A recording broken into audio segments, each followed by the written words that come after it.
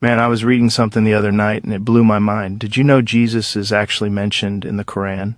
Yeah, not just mentioned. He's respected, honored, and even called the Messiah. And I was like, wait, what? Like, dude, that threw me off completely. I always thought the Quran was, this totally separate book, different religion, different story, different everything. But then I start reading, and Jesus, Isa, that's what they call him, he's all over the place.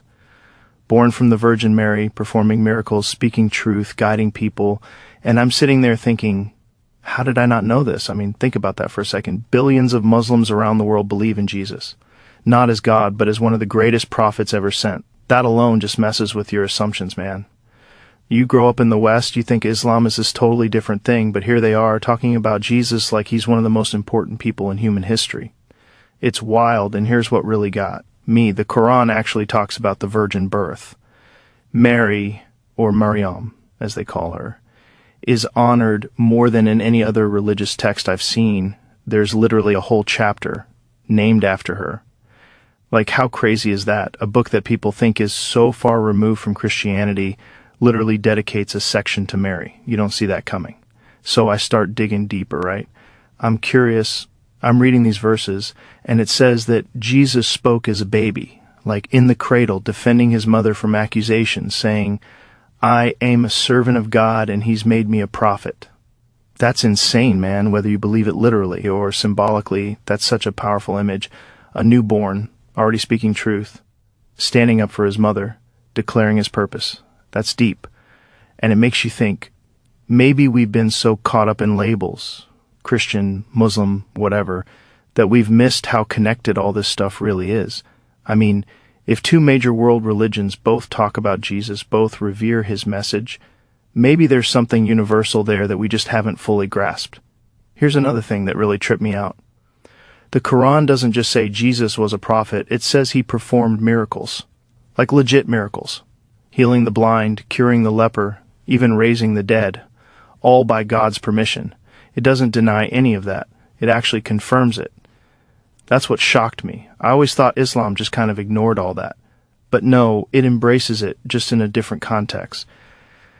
And you start realizing, man, there's this huge overlap that nobody really talks about. The Quran even calls Jesus the Messiah, which is the exact same word used in Christianity. It says he was sent with the gospel, the Injil, and that he came to confirm the truth before him. Like it's not about wiping out the old message, it's about continuing it. That's a fascinating idea, like a chain of truth where each prophet adds another link. I was sitting there just thinking, how come we don't talk about this more? Like, why do we draw these lines between faiths when the core ideas are so aligned? Compassion, humility, truth, service, belief in one God. It's all there, man. It's all connected. And I'll be real, it's kind of humbling.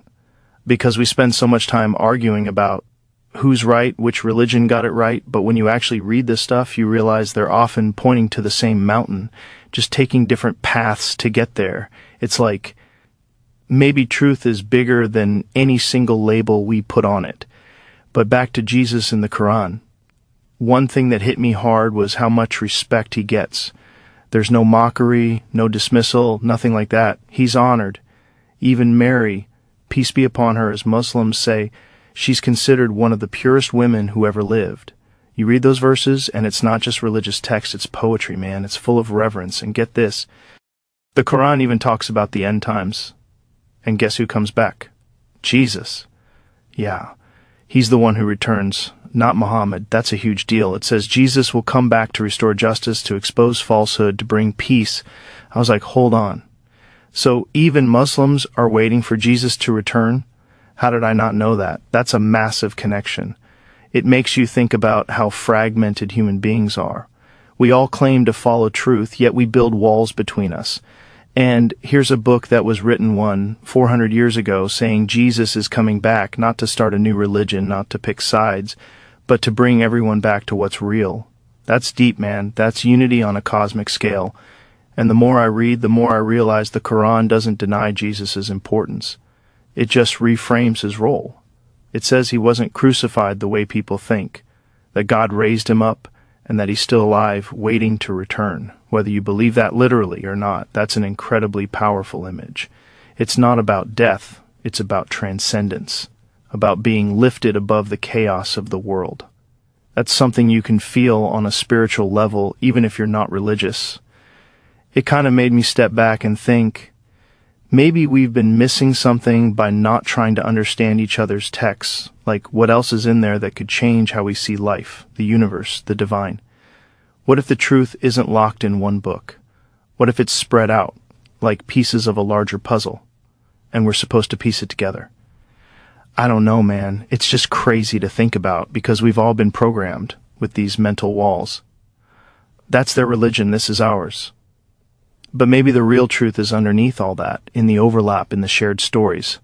The story of Jesus might be one of those universal stories, of being so connected to the divine that he transcends every boundary humans ever made. And you know what's wild? When you talk to Muslims about Jesus, there's this deep, almost sacred respect. They don't even say his name without adding peace be upon him. That says something about reverence, about the kind of energy that Jesus represents, peace, mercy, truth, stuff that every human being can relate to. It just kind of makes you wonder what would happen if everyone sat down and actually compared their scriptures instead of fighting about them. Like, what if we actually read the Quran, the Bible, the Torah side by side and saw how much they mirror each other? That would change the whole conversation, man, because at the end of the day, it's all pointing towards something higher, something beyond ego, beyond division. And that's what blew my mind, realizing that Jesus, this figure who's been at the center of so much debate, might actually be a bridge between worlds, between faiths, between people who think they're totally different but might be chasing the same truth in different languages. And honestly, that's beautiful. That's something worth exploring. It doesn't matter what you believe. It doesn't matter where you come from. That kind of shared reverence for someone who embodied love, sacrifice, and truth, that's something the whole world could use a little more of right now. So yeah, man, Jesus in the Quran. Didn't see that coming. But once you see it, you can't unsee it. It's like finding a hidden thread that's been connecting humanity all along. Makes you wonder what else is out there waiting to be discovered, if we just keep an open mind.